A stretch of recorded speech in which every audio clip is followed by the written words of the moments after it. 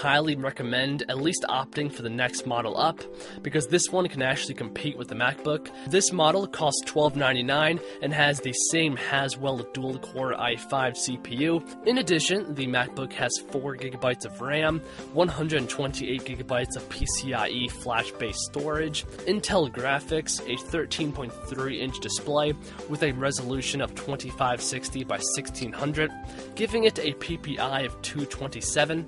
And it also has 9 hours of battery life, so that's always a nice thing. The Dell has 8GB of RAM, 128GB of flash storage, Intel HD graphics, a 13.3-inch touchscreen display with a resolution of 1920 by 1080. Now, hopefully I did not confuse you guys too much with all the specs, but essentially the point that I'm trying to make is that these laptops cost the same and have almost identical specs. The main differences is that the Dell has a 1080p Full HD display, while the Mac has a famous Retina display with a resolution well above 1080p. The Dell has double the amount of RAM that the MacBook has, although OS X doesn't need as much RAM as Windows does to run smoothly because the OS is more optimized. Also, the MacBook has the advantage when it comes to graphics, although neither has dedicated GPUs, but this helps when doing heavy tasks like photo and video editing, 3D animation,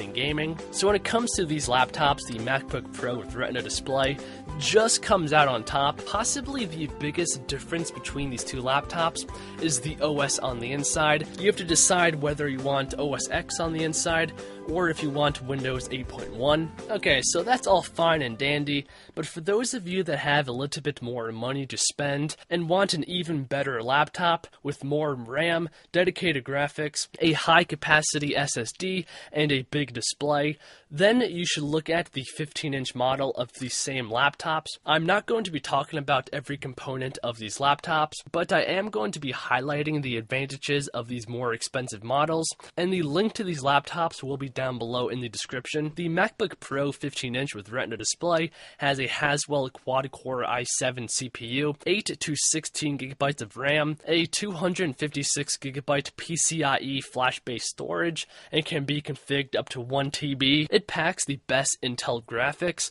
and the top-of-the-line laptop also comes with NVIDIA GeForce GT 750M graphics with 2GB of video memory, and has a display resolution of 2880 by 1800. The Dell XPS 15 has a quad-core i7 CPU, 16GB of RAM, a HDD/SSD mix, or a 512GB solid-state drive, NVIDIA GeForce GT 750M with 2GB of video memory, once again exactly the same as the MacBook has, and lastly a display resolution of 3200 by 1800. So with that said, these are some of the most beastly laptops that can handle almost any task you give them and still manage to be slim and compact, but you do have to pay for that. So I hope you guys did enjoy the video, and if you did, then please give it a like down below and subscribe to the channel. For most people, the 13-inch model is plenty and can do all that they ask of the laptop to do, but for some people that want dedicated GPUs, a quad-core CPU, then the 15-inch model is definitely for you. But I'm done. Peace out and goodbye.